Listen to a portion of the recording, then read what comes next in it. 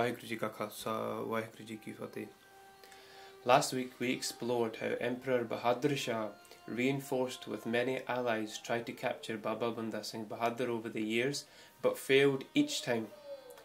After Bahadur Shah's death, Furekshar, his son, commanded Abdus Samund Khan, who eventually managed to corner the Singhs into a fort in Gurdas Nangal. The Mughals were not exactly keen on facing the Singhs in hand-to-hand combat, and therefore decided to wait them out, relying on the Singhs starving to death. In total, this siege lasted 8 months. Many times the Singhs would come out for provisions. One heroic moment was when Baba Binod Singh Ji came rushing out with a group of Singhs during the middle of the night doing jagari, killing many Mughals, gathering the food and water. Aside from these quests for survival, the Singhs had to endure starvation for months. Sangaji, this is easier said than done. Can you imagine going without proper food for 8 months? To survive in these rough times, the Singhs had to even resort to eating the leaves from trees. This hunger is described by Ratan Singh Ji. Roti so un chand dis paave, hath uthave, hath nahi aave. Sangaji, on the night of Purnamashi, the full moon, the Singhs so behosh in their hunger, they were so hungry that they would reach out to that moon in the sky thinking that it's someone giving prashada. Also, Ratan Singh Ji says कि ऊपर हाड नह दीसा मास जाने मोए भारत है सास, that the Singhs were like skeletons. You could see each and every bone of the Singhs. It was like the skeletons were just about breathing. At last, in December 1715, the Mughals were able to break in, and at that time they registered a list of items taken from the Singhs. And Sangaji, as you can see, with such limited weaponry, the Singhs were able to hold back the might of the Mughal regime for 8 months. Over 200 Singhs were chained and paraded to Lahore. The regime was so terrified by Babaji that even after being starved for 8 months, they thought that Babaji might somehow manage to escape. No risks were taken. Baba Banda Singh was chained to an iron cage using 4 chains, which was then placed on top of an elephant so that his every movement could be monitored. 2 guards were physically tied to him to guard his escape. This procession was led by drummers, and then the Mughals paraded the heads of approximately 2,000 Singhs stuck on spears in order to display the power of the regime, followed by the captured Singhs and then Baba Banda Singh Bahadur. Upon reaching Lahore, the emperor told Abdus Samund Khan to stay behind and look after the affairs in Lahore, who then sent his son, the notorious Zakaria Khan, to take the procession all the way to Delhi. Zakaria Khan, who we're going to hear a lot about over the next few weeks, considered the 200 captured Singhs too low a number. It wasn't impressive enough. In fact, it was embarrassing that it took the force of the Mughal regime 8 months to capture only 200 Singhs. So Zakaria Khan captured innocent Singhs from across the country as they travelled, raising the total number to 740. When the procession reached Sirhind, the villagers released their anger by throwing stones at the Singhs.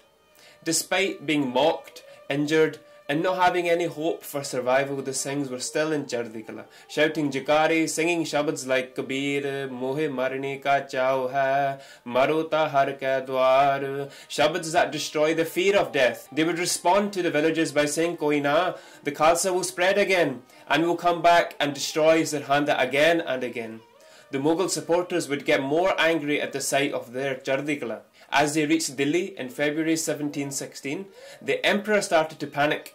Babaji was known for his Shakti, and the emperor was thinking, I should have kept him in Sirhind.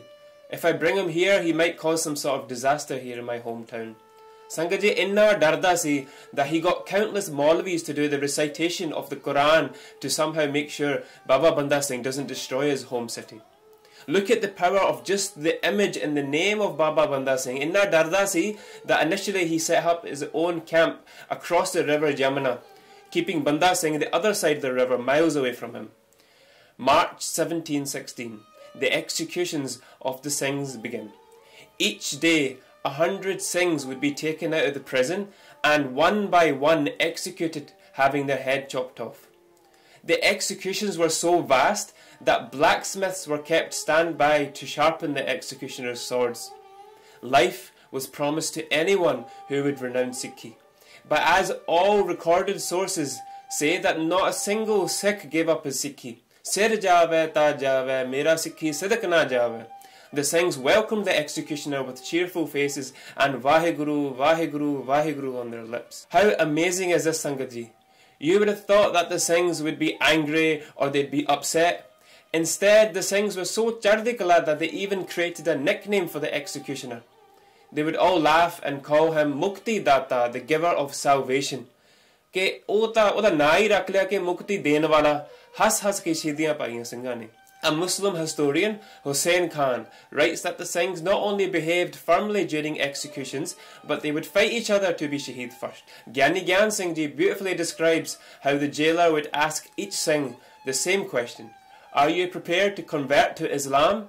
You will be free to leave. And the Singhs would respond in such a way that anyone who heard their response was left shocked. Some would laugh and say, Kaji, tu Sikh ban ja.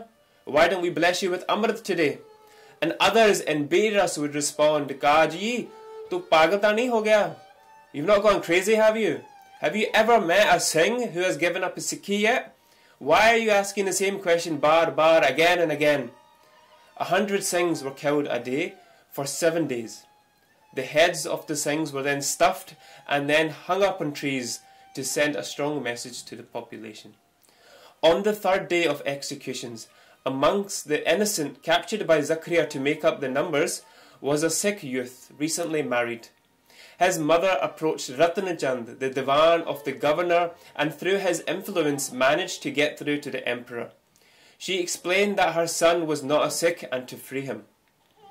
The emperor sent an officer to go with the mother and release the boy.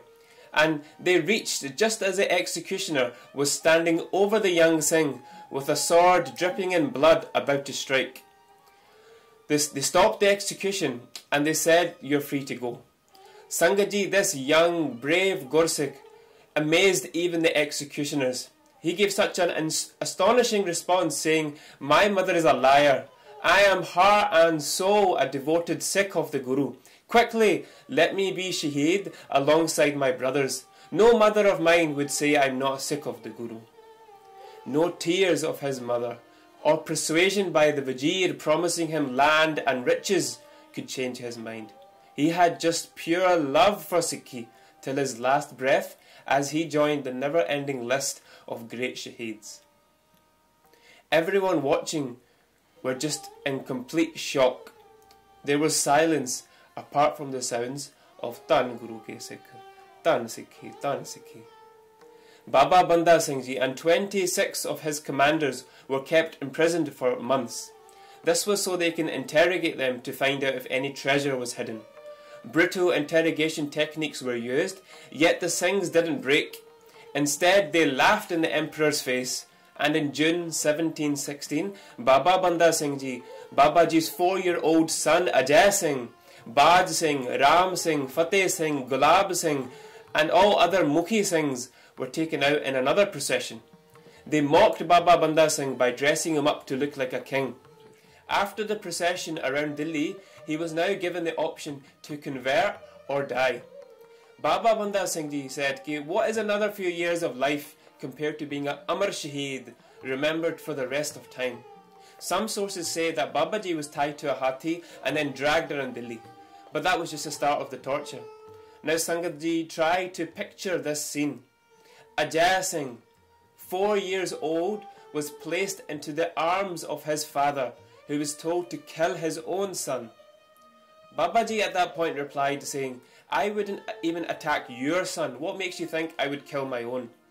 At that point, the executioner took out the heart of young Ajay Singh and placed it into the mouth of Baba Banda Singh Ji Bahadur. Sangat Ji, even with the beating heart of his 4-year-old son in his mouth, he did not waver. Tan Baba Banda Singh Bahadur. Even then, they remained focused on Guru Mantar. Banda Singh's eyes were taken out first, and then his hands and feet were cut from his body. His flesh was torn with red-hot iron rods, and eventually band katya gaya as he was shaheed, remaining in Waheguru Ji's hukum. The ground was covered in blood, and there was silence as they witnessed the end of this great Sikh leader. Baba Banda Singh Bahadur, true to his name, remained not only a Banda of the Guru, but also a great leader of the Qawm, a shaheed that would never be forgotten, and famously known as Bahadur, a great brave soldier who shook the Mughal regime to its very core and strengthened the foundations of Khalsa Raj. May Guru Sahib Ji bless us to always remember their sacrifice and further develop our love for this great path of Sikhi. Please forgive me for my mistakes. Lekha katahana shuti hai, kin kin pulan har, baksan har baksala, nanak par utar, Waheguru Ji ka Khalsa, Waheguru Ji ki Fateh.